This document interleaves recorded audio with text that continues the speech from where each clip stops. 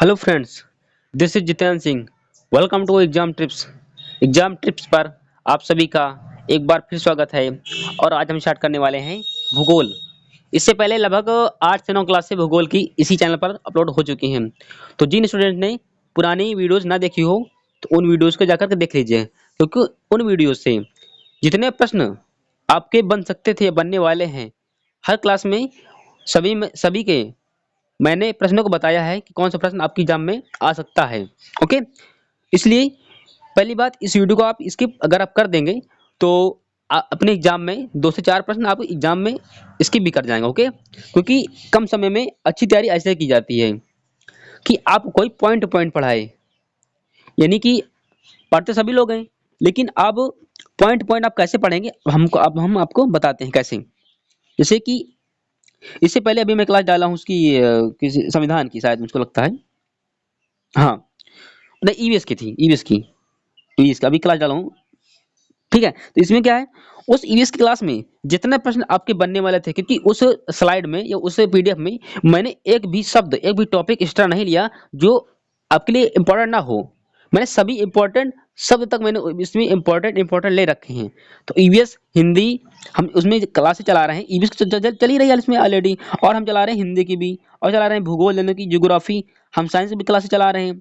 Okay, तो उन सभी क्लासों से भी आपको बहुत सारा बेनिफिट होगा। इसलिए उन क्लासों को अगर आप ना देखा हो तो उन जाकर क्लासों को देकर जाकर के देख लीजिएगा, क्योंकि उन सभी में कम समय में आप अच्छी तैयारी आप ऐसे ही कर सकते हैं कि आप जब पॉइंट टू पॉइंट आप कोई पढ़ाने वाला हो और आप पॉइंट टू पॉइंट उस चीज को आप पढ़ें, तभी आप लोगों की कम समय में अच्छी तैयारी हो पाएगी। क्योंकि जो आपको कंटेंट दिया जाता है ना, लगभग ये 1.5 घंटे कंटेंट होता है, यानी 1 से लगभग 1.5 घंटे का कंटेंट होता है, और आपको लगभग 20 से 25 मिनट में आप लोगों को टॉप मतलब लाइन बाय लाइन, और जो भी इंपॉर्टेंट होंगे एग्जाम में आपके भविष्य में जो क्वेश्चन, उनको भी प्रॉपर तरीके से मैं रिव्यू करता हुआ बताता हुआ चला जाता हूँ। ओके, इसलिए चैनल पर नए हैं तो चैनल को सब्सक्राइब करके बेल आइकन को ऑल प्रेस प्रेस कर लीजिए, ताकि जो क्लासें आप मैं ऑलरेडी चैनल पर अपलोड हो रही उन क्लासों का लाभ आपको मिल सके। इसके साथ साथ अगर आप हमारे एक ग्रुप है, वो निःशुल्क ग्रुप है। ओके, व्हाट्सएप ग्रुप है, यानी अगर आप जुड़ना चाहते हैं तो 8400 और 65 और 98 94 44, ये हमारा व्हाट्सएप नंबर है, ऑफिशियल नंबर है मेरा ही। ओके, अगर कोई व्यक्ति अगर हमसे कोई निःशुल्क जुड़ना चाहता है, अगर उसको क्लासेस चाहता है कि हमको निःशुल्क क्लासेस मिल जाएं, वो भी फ्री, ओके, तो हमारे इस नंबर पर अपना नाम और अपना जो एग्जाम की आप तैयारी कर रहे हैं उसका आप लिख करके हमारे व्हाट्सएप पर भेज दीजिए। उस ग्रुप से हम आपको बहुत जल्द जोड़ देंगे। ये क्लासें आपको मिलेंगी यूट्यूब पर, पहले जानकारी पहले समझ लीजिए, यूट्यूब पर मिलेंगी। Okay, exam tips 11M channel के नाम से।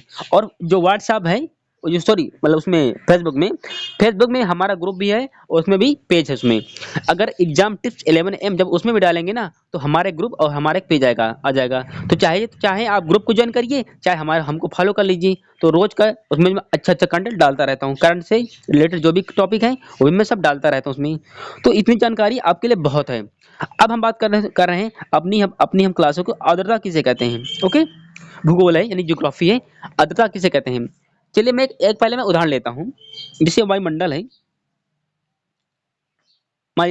ओके, जैसे वायुमंडल है और ये समय ठंड आ रही है फिलहाल अभी, ठीक है। ओके, ठंड में क्या है कि आप कभी जब घर से बाहर निकलेंगे ना, तो वातावरण में आर्द्रता नमी रहेगी। तो जो वातावरण में नमी का जो प्रभाव होता है वातावरण में, उससे आप बोलते हैं आर्द्रता। ओके, उसमें क्या क्या होता है आर्द्रता में, उसमें होता है जल होता है, और वो उसमें हवा होती है। ओके, उसको आप बोलते हैं वायु। तो अब बात करते हैं आर्द्रता की। देखिए आर्द्रता ये लाइन बाय लाइन है, और अब अगर लाइन बाय लाइन अगर आप देख करके चल रहे हैं तो आपका एक भी प्रश्न इससे बाहर नहीं जाएगा। ओके, जैसे आर्द्रता, जब जल कभी जब जब जल पृथ्वी और विभिन्न जलाशयों से वाष्पित होता है तब जलवाष्प बनता है। बिल्कुल सही बात है। अब कैसे, जब कोई पृथ्वी यानी जब जल पृथ्वी यानी कि जल में अगर पृथ्वी पर अगर कोई तालाब है, कोई कोई पाउंड है, या कोई जलाशय झरना है, या महासागर भी कुछ भी है, जब जलाशयों से जो जो जल जो वाष्पित होता है उसको आप क्या बोलते हैं, जल वाष्प। इस शब्द से मालूम पड़ता है कि जल वाष्प बनकर उड़ रहा है। ओके, यानी वायुमंडल की ओर जा रहा है। उसे आप क्या बोलेंगे, आप उसको बोलेंगे जल वाष्प। ओके। अब क्या है, ये तो हो गया जल वाष्प। अब क्या, किसी भी समय वायु में उपस्थिति नमी और जल वाष्प को आर्द्रता कहते हैं। जल वाष्प क्या था कि जल का वाष्प में उड़ना, बनना जल वाष्प कहलाता है था। ओके। लेकिन आर्द्रता क्या है, किसी भी समय वायु में उपस्थित नमी, यानी जो नमी में जो वायु में जो नमी उपस्थित होती है उसको आप बोलेंगे, उसी जल वाष्प को आप बोलेंगे आर्द्रता। ओके। नेक्स्ट लिखा है, अगला इसी पॉइंट में है, जब वायु में जलवाष्प की मात्रा अत्यधिक होती है तो हम कह सक जब जब जलवाष्प में नमी की मात्रा बहुत हाई फाई होती है, अधिक होती है, तब हम उसे आर्द्र दिन कहते हैं। ओके।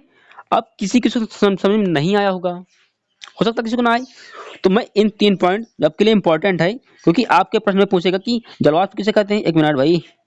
हाँ, जलवाष्प किसे कहते हैं, आर्द्रता किसे कहते हैं और आर्द्र दिन किसे कहते हैं, ये 3 पॉइंट आपसे पूछेगा, इसलिए मैं फिर से इसको दोबारा रिव्यू करके बताता हूँ।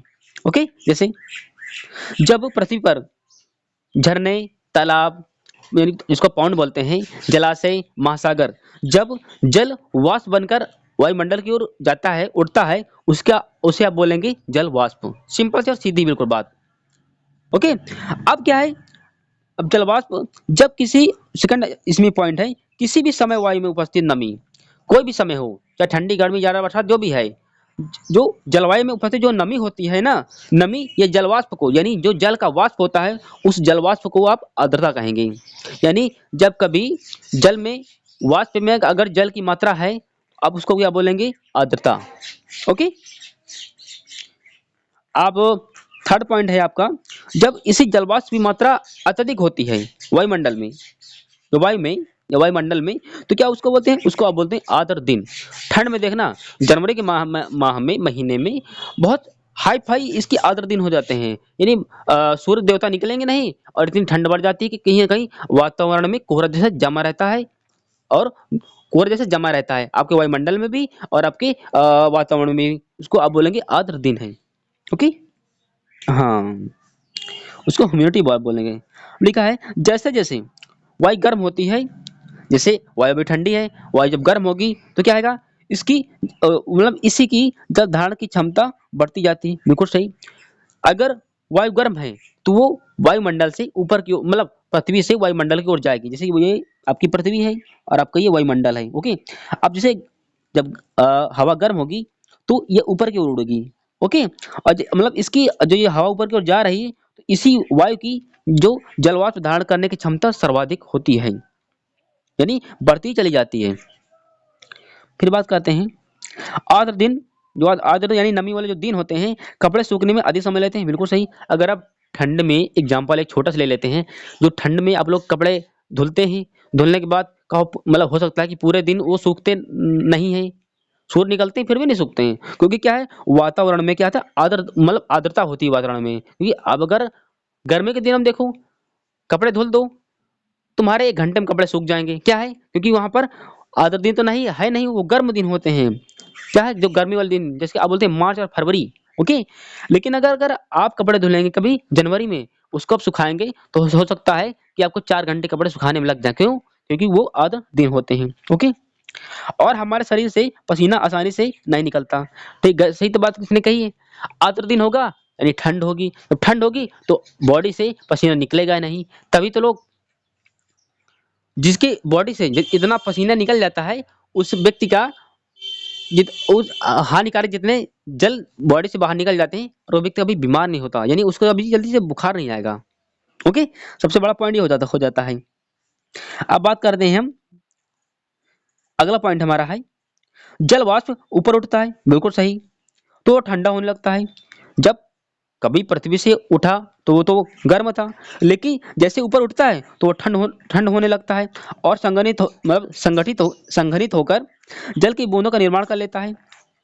जैसे पृथ्वी से ऊपर गया तो ठंड था, उस मतलब गर्म था, जैसे वो गर्म था तो उसके जल धारण की क्षमता भी ज्यादा हो गई, और जैसे वो ऊपर वो गया तो यानी उसमें जलवाष्प ऊपर उठने लग, जैसे जैसे जलवाष्प ऊपर उठता है तो वो ठंडा होने लगता है।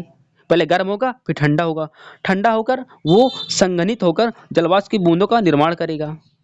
जब वो जलवाष्प की बूंदों का निर्माण कर लेगा तो बादल इन्हीं जल की बूंदों के समूह होता है। यानी जो बादल आपका दिखाई देता है वायुमंडल में, इन्हीं जल की बूंदों का समूह होता है बादल। उसके घनत्व बादल का कम होता है। ओके, तभी बादल वायुमंडल में तैरते रहते हैं। ओके, आपका ये टॉपिक मतलब इसका पॉइंट आपका क्लियर। अब आप इसी का नेक्स्ट पॉइंट है, जब जल की बूंदें इतनी भारी हो जाती हैं कि पृथ्वी मतलब वायु में तैर नहीं पाती हैं तो वर्षा के रूप में नीचे आ जाती हैं। बिल्कुल सही। ओके, जैसे कि जब जल वाष्प ऊपर उठता है तो ठंडा होने लगता है, और वो ठंडा होकर के संघनित होकर जल वाष्प जल की बूंदों का निर्माण कर लेता है वो। और बादल इन्हीं बूंदों का जो बादल होता है ना, इन्हीं बूंदों का समूह होता है। ठीक, ओके। अब जब ये जल की बूंदें भारी हो जाती हैं तो क्या है, ये बारिश के रूप में पृथ्वी पर आ जाती हैं। ओके, बात कर लेते हैं हम जल चक्र क्या है। ये इंपॉर्टेंट थोड़ा सा आपका हो जाता है, समझिएगा जल चक्र कैसे होता है कि बार बार आपकी इस पृथ्वी पर मतलब कि बारिश कैसे होती है उसी के बारे में हम देख लेते हैं। ठीक है, जल चक्र किसे कहते हैं, जैसे वह प्रक्रिया जिसके द्वारा पानी लगातार अपना रूप बदलता रहता है। बिल्कुल सही। और महासागरों, वायुमंडल और धरती के बीच चक्कर लगाता रहता है, उसे हम जल चक्र कहते हैं। अब कैसे, अब बोलोगे ना कैसे आए, जैसे वह एक प्रक्रिया, एक तरीका है। जैसे अब मान लेते हैं कि यहाँ ये आपका ये पाउंडनी का तालाब है, थोड़ी देर मान लेते हैं। और इसे क्या हुआ, इसे जल वाष्प के रूप में ऊपर उड़ा। पहले ये गर्म था और ये ऊपर उड़ा, जैसे जैसे वो ठंडा हुआ। ठंडा होने के बाद जैसे ठंडा हुआ तो ये संघनित हुआ कौन, जल वाष्प।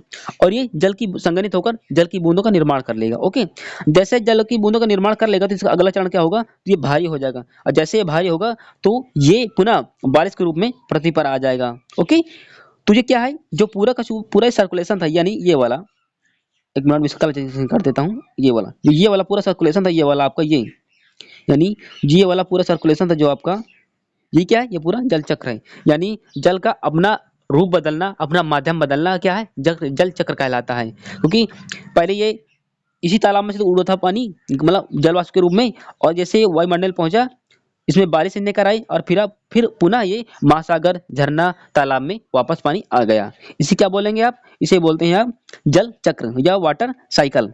ओके, अब हम बोलते हैं वर्षा। वर्षा किसे कहते हैं ना, आप पतला पूरा टॉपिक पढ़ डालो, अब मालूम मालूम है नहीं कि वर्षा क्या है। ओके, वर्षा पृथ्वी पर जल के रूप में गिरने वाला वर्षण वर्षा कहलाता है। यानी जो यानी पृथ्वी पर जल के रूप में जो गिरने वाला वर्षण है उसको क्या बोलेंगे, वर्षा कहलाता है वो। ठीक है।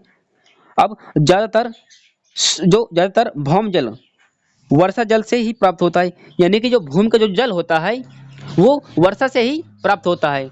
और सबसे शुद्ध जल किसका होता है, ये भूमि जल, यानी भौम जल सबसे शुद्ध जल होता है कि वर्षा का जल सबसे शुद्ध जल होता है। कमेंट बॉक्स में कमेंट करके ये बताइए कौन होता है। तो वर्षा का जल सबसे शुद्ध जल माना जाता है। ओके, और वर्षा के रूप में ही बहुत सारे होते हैं, हिमपात होते हैं।